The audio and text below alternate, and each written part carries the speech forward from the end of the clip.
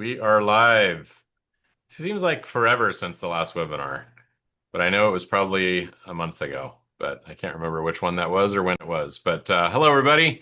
Welcome to October's webinar. It will be Halloween before you know it next week. And we have a good one for you today. As we like to start with these things, I'll introduce my guest, Michael, here in a moment.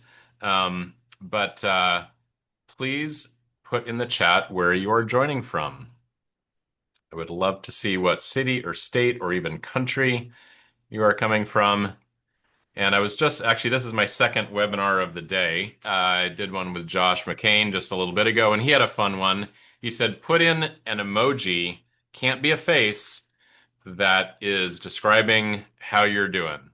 So if you also want to put in an emoji, I put in a little tornado emoji, and he's like, "Oh, Paul's busy," and I'm like, "Well, that is true, but I put that because this morning we had a bit of a windstorm near my house, and the little shed thing that is covering half of our driveway got blown off, and my wife called me at the gym, and she's like, "You better get home because this thing is not where it should be." So I had to. There you go, Mel. I love that. I love it. So wait, anyway, it was not disaster. Um, all right. We got fish, we got cowboy hats, we got sunglasses, we got Canadian flags. Hello, Ben in Eugene, Oregon. Uh, all right. Very good. Well, let us get to the real meat and potatoes of this because we do have a lot to cover today. And we're going to talk about transforming people, process, and profit in 16 months with Serbin Machining. This is the agenda. I'm not going to read it out loud, but we'll get to all these things. But more importantly, I'd like to introduce Michael Hudson. Michael, thank you so much for being here with us today. Hi, thanks for having me. I'm really glad to be here with Paul and ProShop team today. For those of you that don't know me, my name is Mike Hudson. I'm the operations manager here at Serbin Machining here in Albuquerque. It's been kind of an incredible journey over the past year, about 16 months, and I'm here to share that transformation, what it looks like for us, especially how ProShop has completely reshaped the way we run our shop, our processes, and even our mindset. When I first started, we were managing production through 65 Excel spreadsheet tabs. It was pretty much chaos. And then everything from scheduling to job costing, inspection logs, travel notes, lived somewhere in those spreadsheets. The problem was that we were always reacting instead of managing, and by the time you open that file, we were already out of date. That chaos had a cost to it. It was time, accuracy, confidence, and that's really where our ERP journey begins. Trying to find something that was trustworthy, functional, flexible enough to build real structure and consistency in ProShop. Wow, Michael, thank you for that. I think that's about it. Thanks everybody for joining. Yeah. We're good. No, I'm just kidding. Um, uh, so Michael did say, and I have a hard time believing, a 65 tab spreadsheet, but tell us maybe just a little bit more about this epic in a bad way spreadsheet. So, Serbin Machine has been around since around 81. And, back then there was no ERP system. It was just tribal knowledge, a lot of paperwork, and old fashioned accounting tabs, paper. Yeah, Since sure. then, they moved to Excel when that was popular, but then they never got with the times. So we started with it around 65 plus products. So each product had a tab on this Excel spreadsheet, and then every update felt like pulling a thread through a spider web. Really, we were always reacting instead of managing. All the data was pretty much scattered, duplicated because they would copy and paste, and then backup on top of backup. So before you even opened up one file, it was already outdated. The cost of that chaos wasn't just financial. Time lost in confidence. We're constantly in firefighting mode. If your ERP system doesn't bring trust and functionality and flexibility, you're not managing any data. You're just babysitting. Yeah. That's where they Yeah. were, and they kept that mentality up until about 16 months ago. Yeah, you mentioned firefighting mode. That is so universally relatable, I think, to anyone running a shop. Everyone always hears me say it's the hardest business in the world. There's just thousands of details that have to come together right. And yeah, when you have them on 65 tabs, and I can only imagine how each of those tabs must have just been massive with just lots of data that you had to manually keep connected. Um, Well, like I said, if you update one of those Excel spreadsheets but didn't pass it along because it was kept in 3 or 4 different places, there was no trust. You have sure. to have some guy verifying and then verifying on top of that. Update this one. Are you sure that's the latest? It was pretty chaotic. Yeah. Yeah, you mentioned that word trust. Kelsey, my co-founder and business partner, he said once, or he said it many times, but especially out on the shop floor, trust equates to speed. When someone knows exactly the data they're supposed to be working with, they have the right drawing, they have the right work instructions, whatever, they can just cruise through it. But if that trust breaks down, they they slow way down and are very cautious about making sure they're not going to do something wrong or bad. And I'm sure that's true in the office as well. So if you can't trust what you're looking at, it just things grind to a halt. Well, most shops have had or tried an ERP system of some sort, whether it was homemade that they found on Craigslist, guys had his own Excel spreadsheets together, or one of the other names out there. I'm not going to say names, but the initials are two, or some other guys.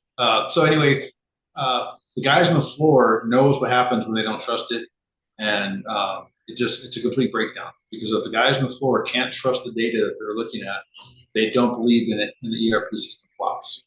Yeah. Yep. Absolutely. All right. Very good.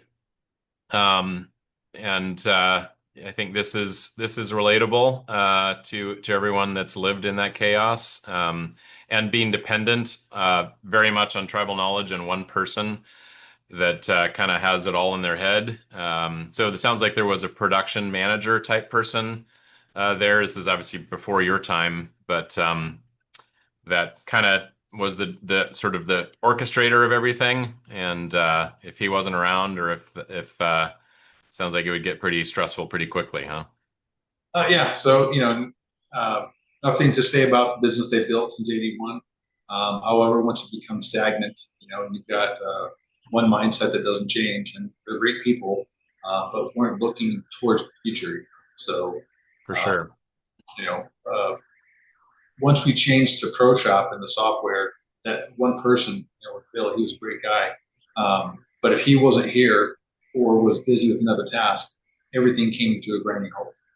Right. So Yeah. it was definitely one man show, and he just retired after 39 years. So Oh, that's it well creates earned. Yeah, well yes, earned, I'm sure. That's it awesome. creates quite the vacuum if you didn't change. But since we had ProShop for the past 16 months and transferring all that tribal knowledge over was Mm-hmm. pretty much an easy, smooth transition. And not to pat ourselves on the back, but since ProShop, we've had our ISO audit, PQA audit from GE, AS 13100, and passed all of them. Congratulations. That's awesome. Thanks. I mean, and it was, I say passed all of them, not like it was, we just passed that. But if we didn't have ProShop, I guarantee there'd be findings or, something. Sure. Sure, It was sure. fantastic that using ProShop and the way it's all linked together, if you don't have ProShop, you guys should take a run at it because it links everything together. Where when the auditor asks a question, let me see this. How did you prove that they have this? Well, let me check on this. It's a couple clicks away and everything's right there. And we actually finished earlier than they were expecting. That is a very common result. And I'm glad that was easy with no findings and hopefully impressed, the auditors and or the customers that were they're auditing you. I'm sure get to the topic somewhere in the agenda, but the GE auditor, PQA, definitely never seen ProShop. And by the second, third day, he was like, "Well, show me how this works. Show me where this is over here." And he came back with, "I really like it." So I was like, "Oh, of course you do. It's just the best of the best." But they'd never seen that, and of course they do nationwide with thousands of shops, and Right. their entire purpose is to audit um, our quality, Hmm. how we're doing what we say we're doing, the ISO parts of it. We're all in ProShop, easy to find and easy to use. So Right. it was kind of easy. It was almost too easy. We finished up early, so Hmm. it speaks for itself. Yeah. Well, I'm glad you said that because I mentioned I'm on my second webinar of the day already, and the first one was titled "Your Tech Stack is Your Best Sales Tool." And, I talk about this idea that it's hard to stand out these days with your machines and a nice website. And you really need to demonstrate to your customers and potential customers that you have bulletproof systems that are pretty much guaranteed to result in good quality parts on time with good paperwork. And so that's what we talked about it. And using, I know it was just during an audit, but building that trust with that auditor team builds confidence that turns into purchase orders in my mind. And it's a great way to stand out. And one of the one of the guys on the webinar this morning um, said, they're a relatively new shop. The parts they make, are nice parts, but they're not anything out of the ordinary. And so there'd be almost nothing that they could rely on to convince someone to work with them besides this really robust operating system and software tech stack that they have put in place. So, It's it was when GE was here. It was probably the second half of the first day where it became a teaching moment to show them how ProShop works and how they're linked.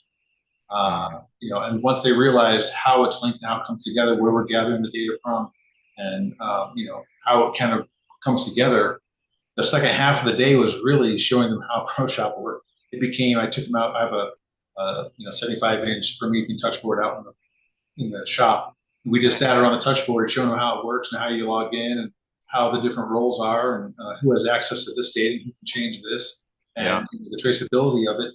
And like I said, by the end of the first day, it was a Pro Shop School 101. And then by the second day, they had plenty of questions, and they weren't, even no matter how many questions they asked, how deep you can get, all the certs, all the product, all the work orders were linked seamlessly together. So it was just, oh, here's this, here's this, here's this. Okay, how Right. do you guys do about training? I'm like, training, let me show you what we have. And they're pretty impressed by it. He's like, I like it a lot. So That's all awesome. three members that came out and the manager was just really impressed by it. That is awesome. So you have a you didn't talk about your background, but you've been in this industry a long time. You have deep experience, and you've worked with many different systems, and you were, had some pretty strict requirements with what you wanted to, use. Can you just talk a little bit about your background and sort of the things that were must-haves for you? Sure. So I've been fortunate enough to um, work in Oak Ridge. I worked in nuclear facilities in Illinois. Before I came here, I was at Honeywell at MIT, classified environment. I've worked nuclear, not just weapons, but nuclear environment, cryogenics environment. So I've been fortunate enough to see how they use different systems and different ERP systems, from the homemade ones to I don't want to say their names, but there's been several out there that we use, and I've helped implement or three of those, including ProShop. I've been doing this for 30 plus years. I started on the floor. I'm not some office administrator. I'm hands-on programming and troubleshooting and running parts on the floor. We're a 12-man shop. We don't have a 35 administrative staff, 200 on the floor. We're a pretty low-key shop, so you wear many hats. But of all the ERP systems that we used and tested, this one by far has brought the most value. Okay. I know I can't remember if we're going to get to the way we organize files, but I know that was a really crucial thing for you, and the way that you have historically thought about how that is a best practice seemed to line up pretty much identically to the way that we had already structured that. Oh Um, yeah. So anybody that's been programming or running parts on the floor, you know that you've got a certain way that you store the files, G code, your tool list, how you organize, whether it's a wire being laid, the process it goes through. No matter what it is, you have a certain way to do it. And the guys that's been doing it for quite a many years versus new guys have it down to a science of how they want it to look. Um, and most of them are almost identical, you know. So when we first got ProShop and started doing the training, for one, there was a part folder, which everyone has a part folder, but inside the part folder was all the subfolders that you would put in there, from prints to search to G code to latest and greatest to pictures of parts, your troubleshooting, and it has those in there. But what's not really talked about is the fact that ProShop links all those together. So let's just say I've got a problem with a new brand of drill. I don't know, something common.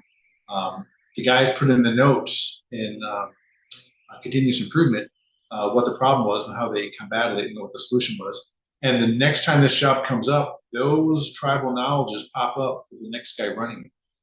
So he's not like, caught, oh, I thought we were doing this now. I thought we were, all those things are brought up and it makes the first article piece run much, that's not found unless you're the guy who's been running it.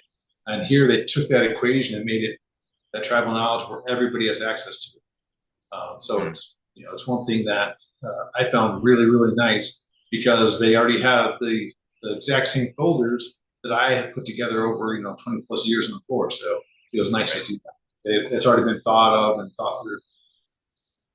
Well, I appreciate you mentioning that. And it's funny because that is like a tiny little detail about ProShop that is probably not even, in any of our sales media or marketing media, but it makes a big difference, right? It helps.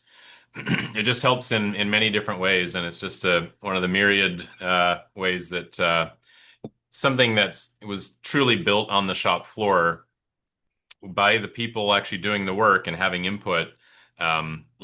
Just yeah, it makes a big difference. It shows. It shows. Yeah, thank you. So as we kind of get to this slide here, we've seen this, over many years. Sometimes a company, whether it's ERP or any other big, software product or even non-software thing, they try to sometimes make it fit the way that they used to do things, right? And I can certainly understand you don't necessarily want to change the way you run your business to fit a tool if it's not a good fit or if it's not a good process. But I've heard more than one time where a customer um, wanted to make ProShop work like their old system, and then finally, after a lot of consternation, kind of saw the light, had sort of the realization that why don't we just try it the way that it was designed to work, and trust the process, trust the system, and voila, it just gets so much simpler. Is that something you guys went through? I don't even actually recall if that was No, that was something that through past experience watching. And again, I'm not knocking the other products. I'm sure they have a value somewhere. However, it didn't fit. Watching E2 fail completely, was miserable. And watching another couple of ERP softwares fail because companies will get the software and say, "Here, roll this out," and then you've got somebody on the floor of management that says, "Hey, here's how we do it. Make the software do it this way." And you'd say, "Well, no, well, we'll try it," and it's a failure. So by the time ProShop came around, we were implementing ProShop, and there was the comment, "Well, this is how we do it now. Let's just change this to this," and we put the brakes on that and said, "No, I know for a fact that ProShop works the way it is, so we need to modify how we do things to how it fits into the ERP system." Because what happens is you end up creating another operation or another tab or tablet or screen somewhere of how you used to do it, and that really messes up the way it flows and the way all the things are. And this ERP system, in case you didn't know, everything is linked from the financial side to the time slot, scheduling side. It's all one. So when you start creating your own operations and not letting ProShop work the way it's supposed to work, you're going to have hiccups and not know why this is not happening the way it should. So we recognized that from the very beginning and immediately said, okay, here's one way how we were doing it. Here's how we're going to do it now, which covers all the gaps that you thought may have been there. and then those actually expose more problems or more gaps you didn't know you were having. So I try and tell people the mindset is to stop trying to make the ERP system fit how you used to do it. Understand you have to have the ERP system work the way it's supposed to work. Yeah. Well, candidly, a lot of times when someone tries to implement a system that is not a great fit for their business, they have to create lots of workarounds and Yes. add little things here and there just to get it to work for them. And sometimes over years, you forget the reason why you built the workarounds, and it becomes just part of your habit of how you do things. And so when you shift, you're like, oh, we need to bring this thing with us. But in fact, it's just a shackle that's kind of holding you down. And letting go of that and trying, with an open mind, trying something new can often be pretty liberating. And one of the other things that I don't think is on our agenda, but one of the reasons we picked um, ProShop is because of the support that it comes with. And the ProShop support actually includes the new AI at the bottom. Oh yeah, Not the new just, chat, Ally, the chat tool. yeah, Yeah. all the chat tool. So if you're not embracing AI, integration right now, you're already behind. AI isn't coming; it's already here. ProShop's proving that daily because we go to it all the time. Because, like I said, we're a small shop. I took the ProShop Academy video I watched, to say 14 months ago. I didn't retain that as a subject matter expert, so I go to Allie all the time. It's a quick refresher, but that's a key implement that other ones do not have. Mm-hmm. So when it comes to, hey, do you have a ProShop champion or who's going to be leading it? All the guys on the floor have access to the AI. So if they have a quick question about, hey, I want to do this, or can I, how do I do a shift tie-in, or how do I, add a note for continuous improvement? It's instant and it's right there, and they're not bogging down my shop foreman with, come help me with this, or give me a hand with that, or I forgot how to do this. So the AI is, I think, a pretty important function. Cool. Well, I probably won't get in too much trouble for saying it, but because I know it's either rolled out already or about to be, but we're taking that same Ally tool and turning it into a phone interface, so you can just call and talk with her, which will be pretty neat. Well, let's talk about accountability. We talk about checklists and what it says here, but accountability, I think, is crucially important, certainly in a business where you're, making parts that go into jet engines and other really crucial applications. Just talk about maybe how the accountability improved once you switched to ProShop. We keep mentioning kind of the same things, but they're all integrated. You got a guy on the floor who gets a job, he goes to start it up. How do you know if the tool list is accurate? How do you know if that's the brand of tool, that tool viscosity? How do you know if those things are accurate? So then they're stopping, they're double checking. So ProShop has a checklist where you can go through those items before the job hits the floor.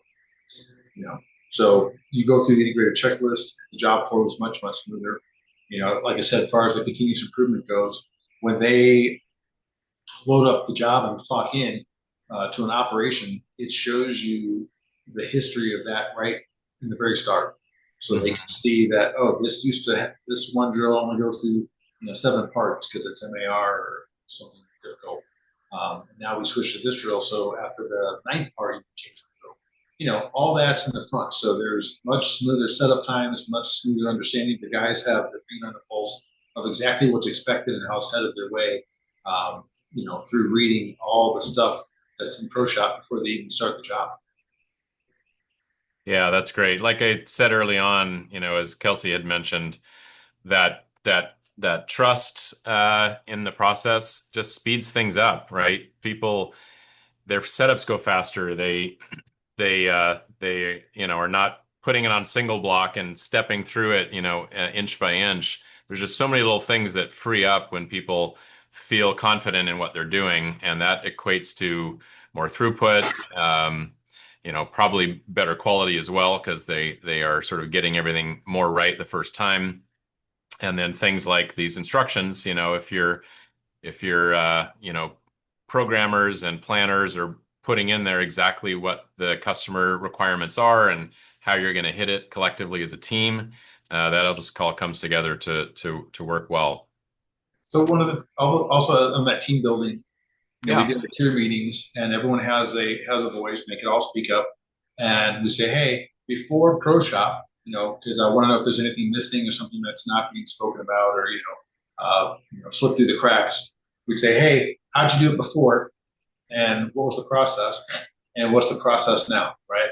Hmm. And it's collectively the guys that have been implemented saying, oh, I read where this has happened last time on the shift tie-in notes, and they were typed in, not hand scribbled on a napkin, but taped to the machine, right? So they're Right. shift tie-in notes, and they realize that that's helping them. So that as a individual stories through our tier meetings become a collective where everyone believes in the software and they understand that it does work.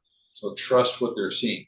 And the other thing I did was, I think I mentioned our last meeting was we did things in parallel. So go ahead, take your Excel spreadsheet or whatever you have your notes here, and then ProShop. And once you realize what ProShop is accurate in, and that understand what you're reading from how you used to do it to how you're doing it now, eliminate that paperwork. And we Right. chipped away at until everybody understood that the information they're seeing, qualities, quantities, how many parts are on the floor, what operation it was, the work instructions were clear. And now, like I said, it's been 16 months, but they go to ProShop and there's no notes. They understand that it works the way it's supposed to work, and they're confident in what they're doing, down to the instructions on how to do it. The tribal knowledge is passed down. So when you have a new guy, it doesn't take a year and a half to ramp them up to a program because, like I said, we're doing aerospace parts, so it's not just cut this part and move it to the next operation. There's a lot of quality checks, a lot of traceability that's goes along with that. So if getting them up to speed, it's much, much, much faster, and they understand what's expected because the instructions are right there. The process improvements are there. The shift tie-in notes are there. So it's much faster. Yeah, that's hard to understate the importance of that. Right now it's so hard to find skilled people, and so you got to find people that are a great cultural fit and train them for the skill set. And yeah, getting them productive sooner is certainly a crucial part of success. I wanted to dig in for a second, not related to this slide, but you mentioned the shift tie-in. Now, I believe, do you guys run multiple shifts or just one? We're a pretty unique shop. Okay. So this is part of the culture here. We understand that life happens, and Hmm. I've been around the block where I've had shops where if you're late 1 minute, for traffic, they really scold you and yell at you, and it's like a dictatorship. So in our shop, you can, we all have a job to do. We all have a quantity to run, and it's a production shop. But if you're running behind and have to take an hour lunch or have to go get the kids from school because the school has a closing or something that happens, they can come and go kind of as they please as long as we're all informed. But that mindset means the shift tie-in notes are pretty important because they log in what they did, they log in where they left off, they log in what the next guy is going to be doing. So one guy, we have a couple of guys that start mid-afternoon, aren't necessarily second shift because they can also start in the day if they want to. Sure. But we run production, and everybody is cross-trained so they can pick up on almost any machine or any process where the other guys may have left off. So even if you're out for the afternoon, there's going to be somebody who's available to take over and see where you left off with what you're doing and how you're doing it and so on. So the shift timing notes are really important for us. It's just we have a unique approach to our staff guys here. They're all like family. So if we have to take off, it's not, they don't have to worry if their job's safe, don't have to worry if does someone know what I'm doing or where I left off and scrap something because I didn't leave the right note. It's pretty much, production shop where they can come in, pick up where the other guy left off. The instructions are already there from in ProShop and how to set it up and how to run it. So it's a pretty good process for us. But the shift tie-in notes are pretty good part of our process. Well, I love a few things of what you just said. First of all, the culture sounds awesome. I think again in this day and age, it's so hard to find and retain people that offering them that flexibility to work around what's actually going on in their lives is just fantastic that you guys do that. And and as it relates to the shift tie-in, I mean, and I love the fact that you're cross-trained and people can pick up from someone else if they're, staying later or coming in earlier. So that's just a great way to increase throughput. Um, but even if you have a single shift, you know, I know increasingly I can't remember what I did yesterday. So if I need to just leave a note for myself, because tomorrow morning I'm going to keep doing the same setup, just having a repeatable process-driven way to know where I left something and, not forget the details that matter to continue having success the next day is just great. So I'm glad you're using that shift tie-in tool. Candidly, not every shop, adopts that right away, but I think it is a pretty fantastic tool and a way to just kind of keep a history and just great communication. Because at the end of the day, we're shops rely on good communication all the way down from originally the customer of what they need, and then flowing it all the way down to the shop and then back to the customer with the parts and paperwork. But even internally, it's just so crucial to not miss those details.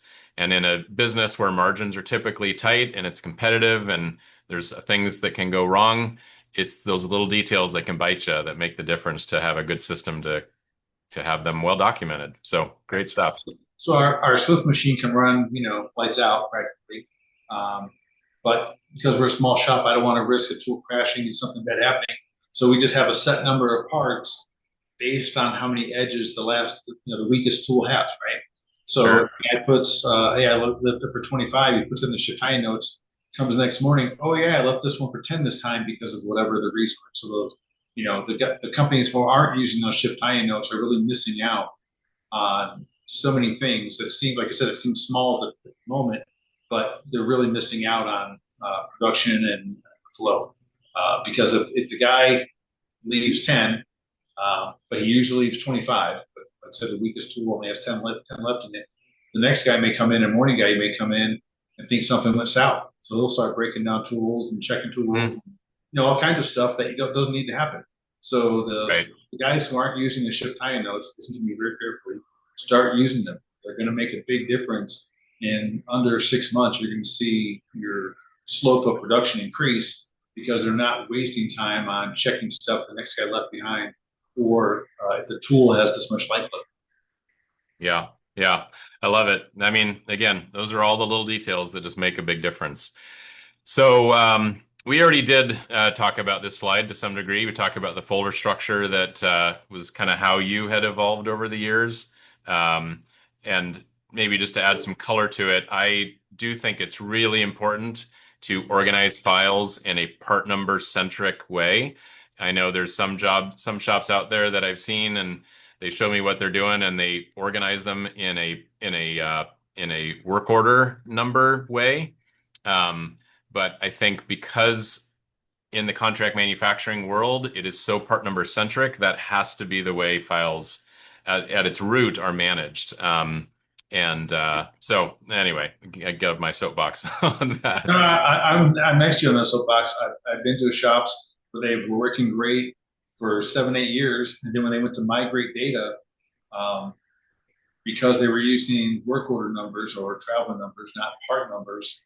Oh, When the data went to get combined, because it's an automated process, you had 62,000 files with the same similar structure that was questionable, and it really came to a grinding halt. yeah, yeah, So yeah. part and folder numbers are set in the industry a certain way, and ProShop has it done. I love it. All right. Well, we had a question come in. I'm going to hold it till the end, but it is a good point. I forgot to put in the housekeeping. If you do have a question, that's awesome. Please throw it in the chat. And or not, sorry, not in the chat, in the Q&A specifically. It's easier to keep track of it there. But Yvonne, that's a great question, and we will get to that here in a little bit. Let's move along to the next slide. If the questions, are we hiring? We are hiring. Well, I know this is actually a co-owner of another shop, so she's probably not looking for a job. But No poaching, but we're hiring. yeah, this is a no poaching webinar. Yeah. All right. Well, we've talked about the things that have changed, and it's great to hear that. But what are some of the results? Let's talk about a little bit of results here. Sure. So before ProShop, this is based on the 65 tab Excel spreadsheet. And the one guy that kind of had his finger on it, right?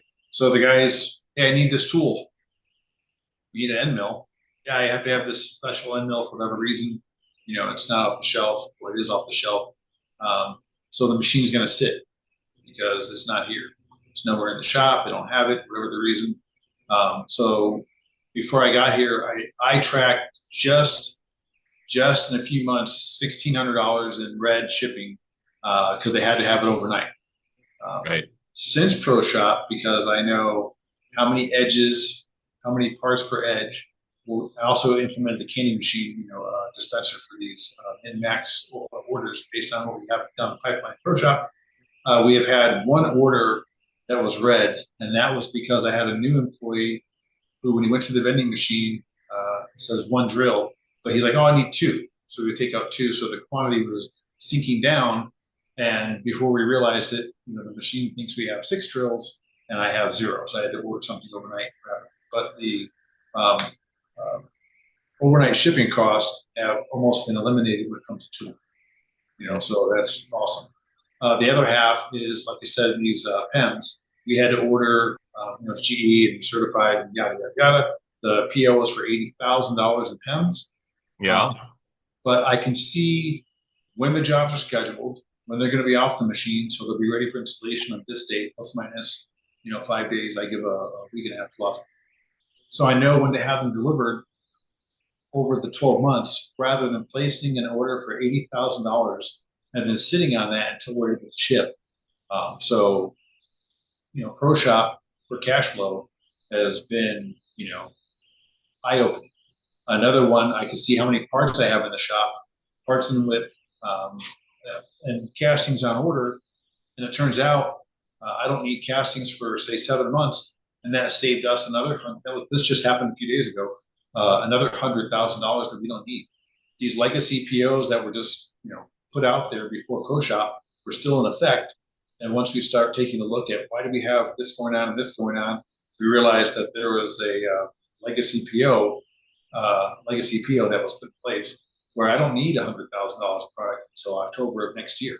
Sure. So put the brakes on that. Without ProShop being there, these items just show up. You've got one guy trying to remember in 2023, this is real world, 2023 in February, he placed a PO, that's in paper somewhere. Right. So, again, it's cash flow and control is much better than I see ERP system that sells together cash flows and what's going on in the pipeline schedule. Yeah, I'm glad you mentioned cash flow. I mean, it is absolutely king in this business. We know that very often customers have, extended payment terms and, could be net 60, 90, 120 or worse.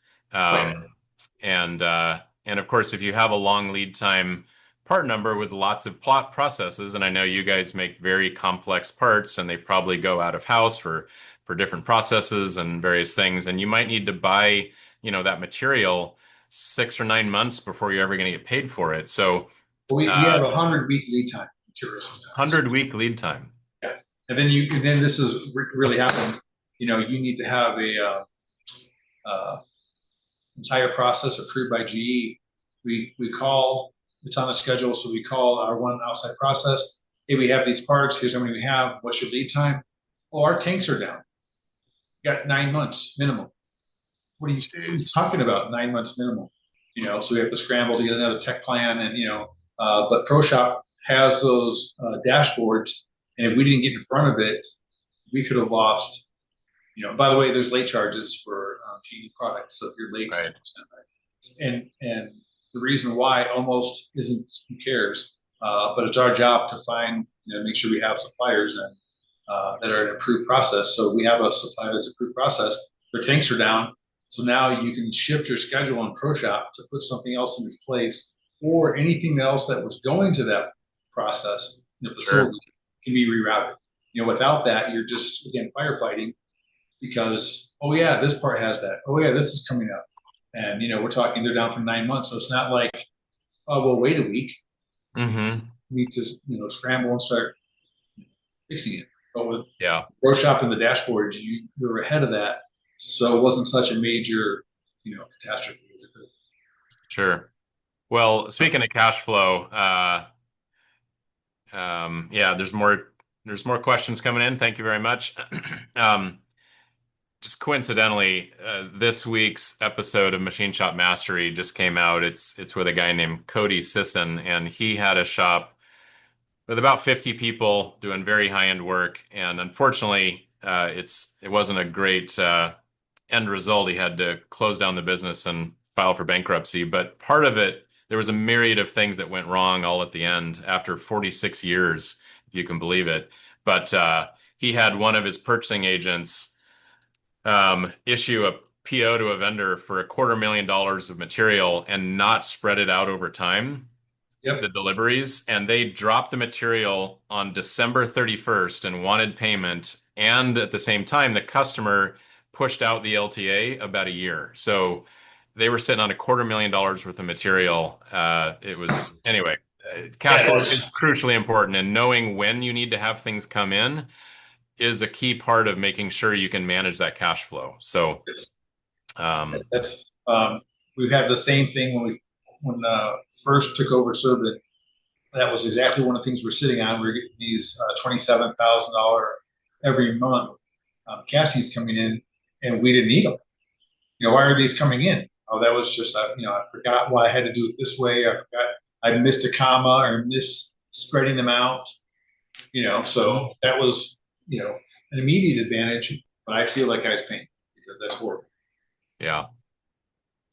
So next thing here, data-driven delivery, and the concept of dashboards and visibility. We already just talking about that, right? Just knowing when things are coming, when they need to be here, when they need to ship. That's crucial.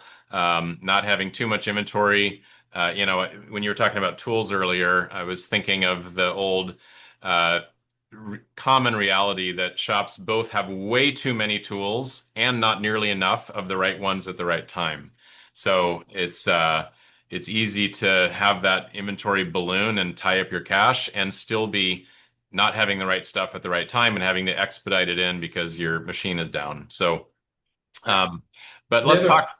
just real quick You have on your another thought on-time on? delivery, on the on-time delivery, when you go through any of your audits, the first thing they ask you is what's your on-time delivery, not for you, but for your vendors. Sure. And you could say, well, this one's usually behind. No, I go right to the vendor that they ask about, start clicking away. I can show you that they say it's on dock this day. They were late 2% of the time.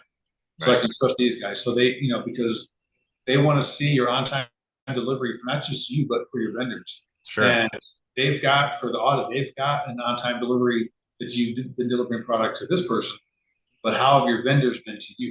Right? So the guys that's like 52 or 102 week lead time, like, well, they're horrible, because they can't get anything right, so they have to space them out, 102 weeks, and that's their delivery to casting house. So anybody who deals with casting houses, they do what they want when they want. So it's really 132-week delivery time. Right. Yeah. Oh man, I can't even imagine lead times that long. That is really challenging. Um, Michael, do you have uh, data on what the on-time delivery was before? And I'm guessing it was probably good because you have very demanding clients, but has it improved since, or has it just taken less effort to hit the same kind of, high deliveries? So I worked at a shop one time. This is going to tie in. That we say, what are we working on today? And we would just go check the caller ID. See who's screaming for their part, and that's what we would work on, right? And with our current on-time delivery here, there was zero tracking, meaning when it was due versus when it went out. That wasn't tracked. What was tracked was, did it finally go out, and were there any scrap rate? How much was scrap? Because I got to order more for the next lot. Since ProShop keeps an accurate count, I can tell you, our on-time delivery is fantastic. Um, if you don't count for the castings that don't show up, right? Sure. That's you can talk to that and you can explain it. But ProShop, I can either include those castings, I can query, or without. So without a third-party casting, we put the order 2 years in advance. It's going to be on dock this day, so we plan for it, schedule it, and then it doesn't show up. So I have to remove those. But our on-time delivery is trackable. So any audit or any PQA that we have, we can speak to it, and it shows exactly when it went out, because ProShop shows when the PO was placed, when the material was placed. Like you can't, nothing slips through the cracks. Everything has a space, and once you go through the checklist, it's all accounted for. Nothing just, oops, I forgot about that. Yeah. So And our it, on-time delivery is tracked prior to ProShop. Today was not tracked. got it. It may have been tracked by the one guy who was Now since retired. not subscribed yet. Well, I know it's regarding the castings. I know it's tough because they're probably a directed source, and to be stuck in the middle, like being forced to use a vendor that's then never on time for you, but you can't change it. That's a hard spot. That's like Yeah. literally between a rock and a hard place. When you start looking at the requirements that you're held to, but your third parties are not, it's just like I said, you're stuck. You can speak to it. And Yeah. we've run through this shop faster than most shops because we were already anticipating. So when it does hit the floor, we hit the ground running. There's no, Right. well, I think it's coming in this date. We've got a pretty good team that sends emails out bi-daily asking them to be held accountable. When's it getting here? Give me a date. Yeah. Yeah. Well, I feel like we've already covered everything on this slide because you're an overachiever. So, but obviously scheduling's gotten easier. Employees know what they're doing. Instructions are there, more clarity, less guesswork, and that just equates to better performance. So, we'll jump all the way over to this one. I know that when when ownership changed in this business, there was some part numbers that were not profitable, and I know it's true in many shops that without really accurate job costing, it's hard to, you often have a gut feel for it, but it's hard to know what to do. Which ones are the winners, which ones are the losers, and well, right, we've always called this kill the loser process, right? And I think the Pareto principle applies in job costing. 20% of the parts you make, if not more, or if not less, are causing, 80% of your losses. And by identifying those and coming up with a solution, either increasing price, fixing the process, doing something to remedy that, it's hard to make, to increase your margins. So you guys did have some part numbers that were pretty underwater, but plugged in good data Yeah, and so most of us on this webinar have been in a room where you're costing jobs, right? So let's just say you're a smaller shop or you've got a team that helps you out. So in the ProShop software, when it comes to the estimating process, you can break it down like most software does, one part, 1 to 5, 5 to 20, 20 to 300, so on. You can break it down. But some of the stuff that people forget to include on these checklists are what can cost you big time. So for example, let's say I've got a part that is polished, gold plated. So shipping and receiving and inspection isn't as simple as unboxing it, running it through the CMM. There's white glove, there's cotton paper down, so you really put those times in because you don't just standard 20 minutes for shipping and so on.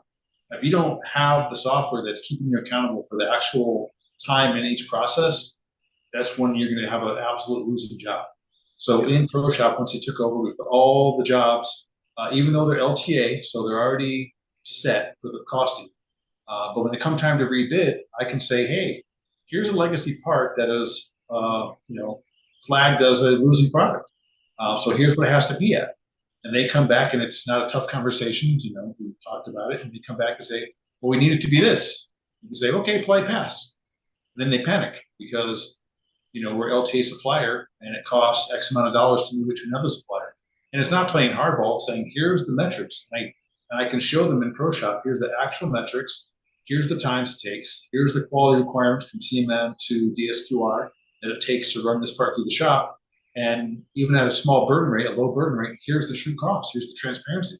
yeah. And, if you don't like it, there's nothing else. I go find a supplier who'll do it for the cheap, and we've gotten some increases that way. We've gotten some substantial increases.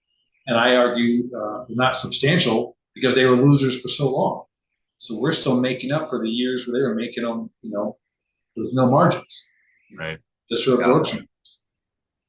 Yeah, and I appreciate that description, and I'm sure people can relate. And I know we have a on one of the podcasts I did a long time ago with Chad Hibschman from or Chad Vanderbeek from Hibschman Precision. He talked about after putting in ProShop and looking at the actual numbers, he realized he had several part numbers that they'd been running for a long time that were negative, and you And know, you can and then identify where those negatives are. So you well, either that's the first build, part. Yeah. yeah, He had real data, jot time tracking, material, I would say processes, labor costs. And when he had the real data, he's like, oh my gosh, like we've been making these for years with zero margin or less, we're like putting dollar bills in the package, with the parts because they yeah, cost us more to make than we are selling them for. And around that same time, one of their bigger customers said, hey, here's a big RFQ for its existing parts, and here's a new lower price target that is below what you're making them for today. light pass. And, to his credit, he visited the customer, sat down, pulled up ProShop and said, here's the reality, right? This is what it costs us to make the material. This is how long it takes us to machine it. This is all the costs. And, they needed a double-digit increase in price, and they figured they were going to lose all the work. But after a couple of weeks, the POs came in with the new price, and Right. they're now good, solid parts for them. So, but without that transparency, that's what made me think of it. You mentioned transparency. I think that's crucial. If you have a customer that is truly a good partner to you and they care about your long-term, financial viability because you need to be viable to be a good long-term vendor for them, they will not keep trying to beat you up to, sell parts at a loss. So if you do have clients like that, you should find different clients. Yeah. But Transparency was key in those negotiations because it wasn't just, hey, here's what I have to have. It was key to show. And then also we could recognize when a part wasn't a good fit. So I've got one yeah, part that was, they were turning it and making threads and putting it on a 5 axis. Or if I had a mill turn or Integrex, I could do this in one shot and then it's affordable. right, So just because you're doing, using a typewriter and you should be using Microsoft Word doesn't give you a free pass to charge them more. You understand that. So, we sure, went right to them and said, here's a part that we're going to try and switch over to this machine. It's going to take some development, so on, so on. And we can try and make it a winner. But until then, this is a losing part, right? But since, we've changed all the parts that fit how we do, including the tombstones instead of one-offs. We can go on and on about that conversation, but ProShop shows you where your margins and processes are. And then as long as you chip away at the process improvement, we've been fortunate enough to get an EDM wire and 2 5-axis machines based on being able to output more because the machines aren't sitting. So once you review how long the machines were sitting and all your lost revenue, and you could make more, we hmm asked them to increase the quantities. So one of the jobs we were getting 2,000, maybe 2,300 for the year. A PO comes in at 66,000. Whoa. Because I said, hey, we can make more of these. I've got open lathes and Swiss that I can turn and burn. So, and the client was saying, well, we'd give you more if you could handle more, but according to your RACIX, you can't handle it. So we sat down and said, what RACIX are you talking about? Show me where you got this data from. And it was legacy management that told them it took 6 months to get one product out the door. So I said, no. Here's what we can do. And with a second or third shift or an overnight or lights out, Mr. Unattended, operator, we can do this. So they gave us the increase. That So our is revenue, awesome. of course, increases because the product increases, and we have the same manpower we have. Sure, sure. I know it's a That's a huge win. That is awesome. All right. Well, we are at the Q&A stage of things. And there are some questions. So I'm actually going to do something that I don't normally do. I'm going to bring over a live ProShop thing and show you guys something. So, um, are you seeing ProShop, Michael? oh yeah, Okay. So someone asked, Yvonne asked, can you tell me more about the shift tie-in tool and how it's used? And so did Daniel, basically, asked the same question, presumably an existing customer. I know Yvonne is. But yeah, the way this works is when you're on a work order, uh, It's and it's key to mention it's got to be a work order yes, it's got to be a work because order. we in the beginning we weren't sure why some were seeing it, some were not, and it's going to be a work order. And then another thing, if you're new to ProShop, you see that black banner where it's got the yes. The So when top. you're in different modes, whether it's estimate or part number, those change colors. Yes.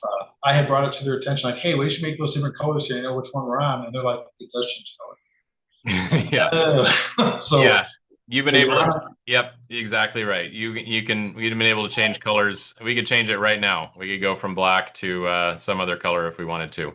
Um, uh, but see, there you go. There's that bar. But what I want to show here, when you can get it to from a couple different options. Here on the top bar is the operation number.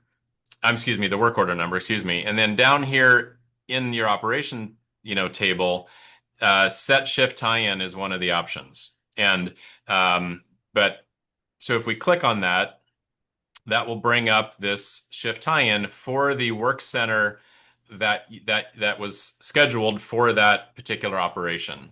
Um, and it fills in your name, it fills in the part number, fills in the work order number, the date, and the operation which you launched it from. And then you can put in your notes. You can update a status if it's running, if it's in prove out, if it's waiting for something. You can, check and use some of these other boxes.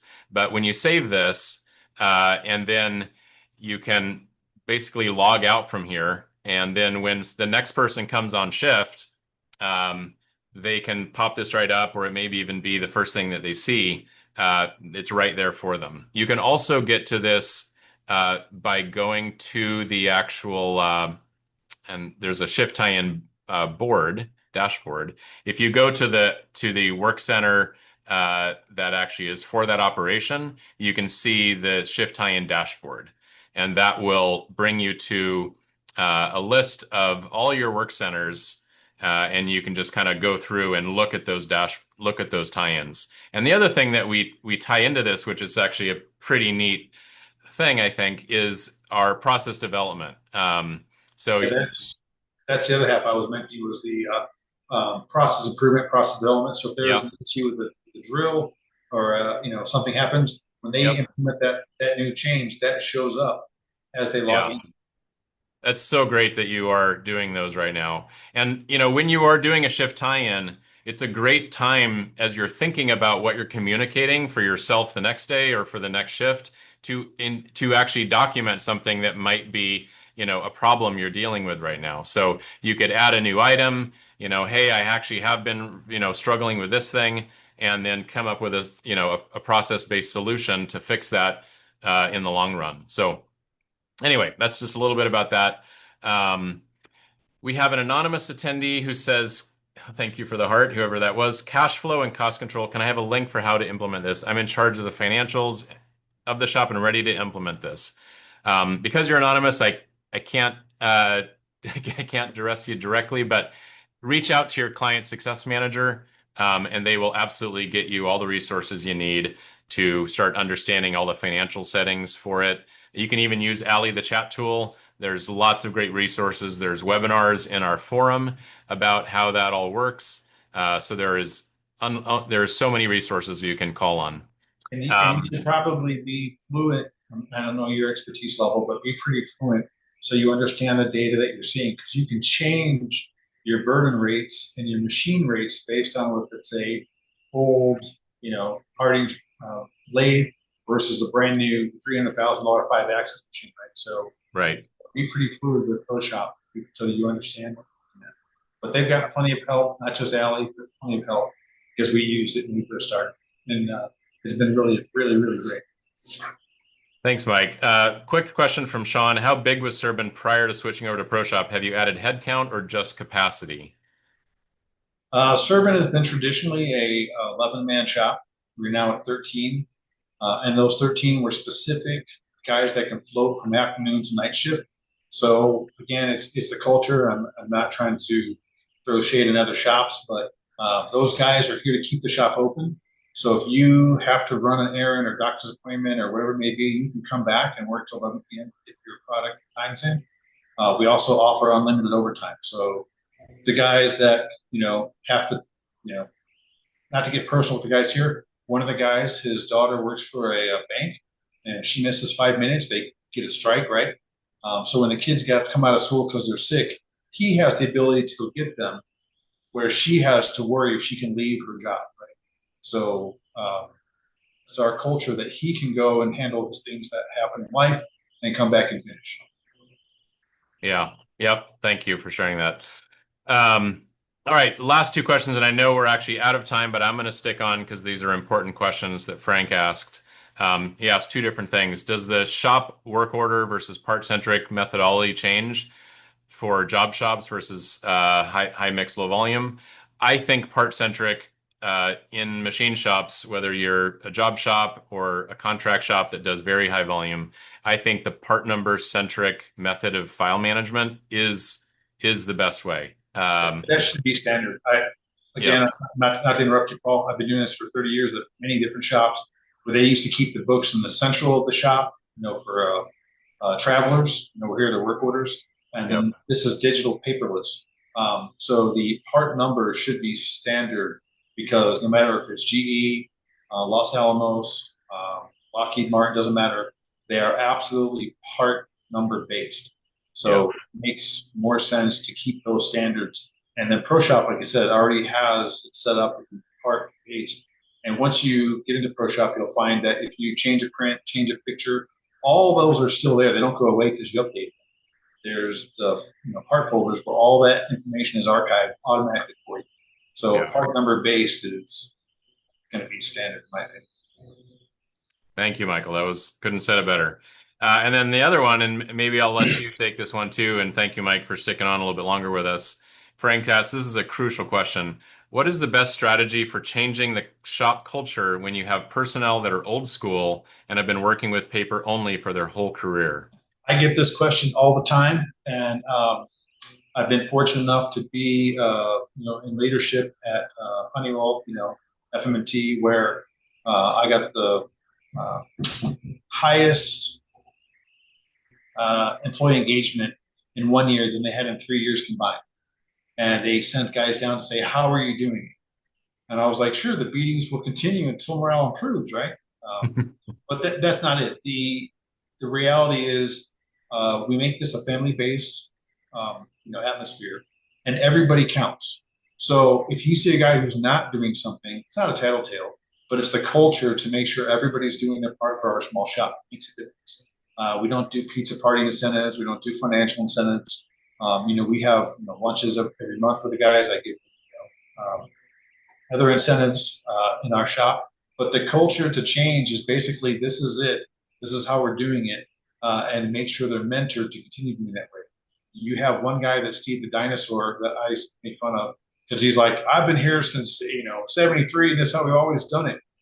And you kind of pull them aside and mentor them a little bit. Listen, you got to get on board, man, because these younger guys are going to look at what you're saying. If you're not saying the right things, we're going to have to go a different way because it's that important that they get on board. So first we show them, give them opportunity to be in leadership and be the ProShop champion, how it makes your life easier. And we do those daily tiers. Any of those naysayers get pushed out because everybody else is saying, oh, I did use this. Oh, this did work. And we have those meetings. And if you ever come to our shop, I've got my clock, green, yellow, and red for 15 minutes. And the last 5 minutes is going to be any issues or accolades that's going on. And the younger guys and the guys speak up and say, hey, we did this and this worked. Hey, we did this and this worked. We also have ProShop Academy that we didn't really speak about, but everyone's involved in that, watching those webinars. We have an open door policy. If you ever have any questions, we'll help you and guide you along. We check on those work orders daily, and anything that's not done correctly, instead of the guys throwing their hands up, well, I didn't know how to do it.